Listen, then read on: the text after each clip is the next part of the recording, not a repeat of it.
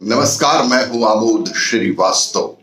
Amazing thought, amazing message, amazing information की दिशा में आज एक कदम और आगे। आज के इस दो चिंतन का विषय है प्रश्नोपनिषद और दूसरा है परख का आधार। आपको ये मेरा वीडियो अच्छा लगे तो लाइक करें, शेयर करें और लाल बटन दबाकर सब्सक्राइब अवश्य करें। साथ ही बेल आइकन दबाना बिल्कुल ना भूलें। आज की इस प्रथम चिंतन का विषय प्रश्नोपनिषद में पिप्लाद से पूछे गए प्रश्न। अथर्ववेद की पिप्लाद शाखा के ब्राह्मण भाग से संबंधित इस उपनिषद में जिज्ञासुओं द्वारा महर्षि पिप्लाद से 6 प्रश्न पूछे गए हैं। पहला प्रश्न है, कात्यायन कबंधी भगवन, यह प्रजा किससे उत्पन्न होती है? महर्षि पिप्लाद प्रजा वृद्धि की इच्छा करने वाले प्रजापति ब्रह्मा ने रई और प्राण नामक एक युगल से प्रजा की उत्पन्न कराई। वस्तुतः प्राण गति प्रदान करने वाला चेतन तत्व है। रई उसे धारण करके विविध रूप देने में समर्थ प्रकृति है। इस प्रकार ब्रह्मा मिथुन कर्म द्वारा सृष्टि को उत्पन्न करते हैं। दूसरा प्रश्न, ऋषि भार्गव, हे भगवन, प्रजा धारण करने वाले देवताओं की संख्या कितनी है और उनमें वरिष्ठ कौन है?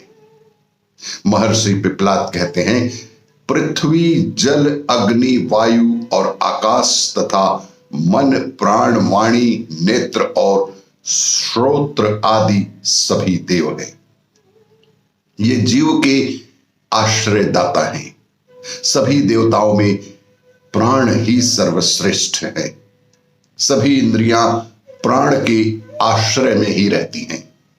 तीसरा प्रश्न, कौशल्य आश्वलायन के द्वारा हे महर्षि, इस प्राण की उत्पत्ति कहां से होती है? यह शरीर में कैसे प्रवेश करता है और कैसे बाहर निकल जाता है तथा कैसे दोनों के मध्य स्थापित रहता है? महर्षि पिप्लाद कहते हैं, इस प्राण की उत्पत्ति आत्मा से होती है। जैसे शरीर की छाया शरीर से उत्पन्न होती है और उसी में समा भी जाती है, उसी प्रकार प्राण आत्मा से प्रकट होता है और उसी में समा जाता है। वह प्राण मन के संकल्प से शरीर में प्रवेश करता है। मरण काल में यह आत्मा के साथ ही बाहर निकलकर दूसरी योनियों में चला जाता है। आज के इस दूसरे चिंतन का विषय परख। किसी इंसान को धन संपत्ति के आधार पर ना परखें। अहमदी तुर्किस्तान के एक दार्शनिक थे। उस समय तैमूर लंग गुलामों को पकड़कर उनका सौदा किया करता था। जब गुलामों का सौदा होता तो वह भी उस जगह उपस्थित रहता था। ऐसे ही एक बार जब उसने गुलामों की नीलामी लगवाई तो इत्तेफाक से उन गुलामों में अहमदी भी पकड़ में आ गए। तैमूर लंग अहमदी को पहचानता था। उसने अहमदी से कहा, तुम्हारे पास 2 गुलाम और खड़े हैं। तुम बड़े बुद्धिमान माने जाते हो। लोगों ने मुझे तुम्हारे बारे में बहुत कुछ बताया है। तुम एक दार्शनिक हो, तो जरा ये बताओ कि इन दोनों गुलामों की क्या कीमत तय करनी चाहिए?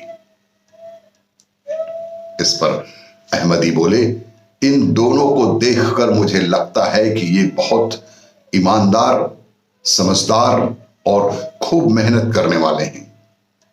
इन दोनों की कीमत 4-4 हजार अशरफियां तो मान ही लेनी चाहिए। तैमूर को अहमदी की बात ठीक लगी तो वो बोला कि चलो ठीक है, गुलामों की कीमत तो तुमने बता दी, अब मेरी अपनी कीमत बताओ। अहमदी ने कहा कि आप पूछ रहे हैं तो बता रहा हूं, आपकी कीमत 2 अशरफियां ही है।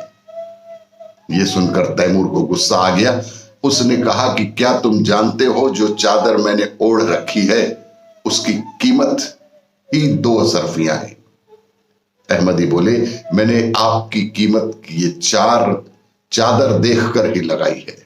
अहमदी ने स्पष्ट तौर पर कहा कि जनाब, मैंने आपकी कीमत ये चादर देखकर ही लगाई है जो सिर्फ और सिर्फ 2 अशरफियों से अधिक नहीं है। आप जैसा व्यक्ति जो इंसानियत का दुश्मन हो उसकी और क्या कीमत हो सकती है। तैमूर को गुस्सा बहुत आया, लेकिन अहमदी की बहादुरी देख उसे मुक्त कर दिया। कभी भी धन संपत्ति के आधार पर किसी इंसान की परख नहीं होनी चाहिए। कभी भी किसी इंसान की परख उसके गुण और आदर्शों के आधार पर ही होनी चाहिए। आपको ये मेरा वीडियो अच्छा लगे तो लाइक करें, शेयर करें और सब्सक्राइब अवश्य करें। धन्यवाद।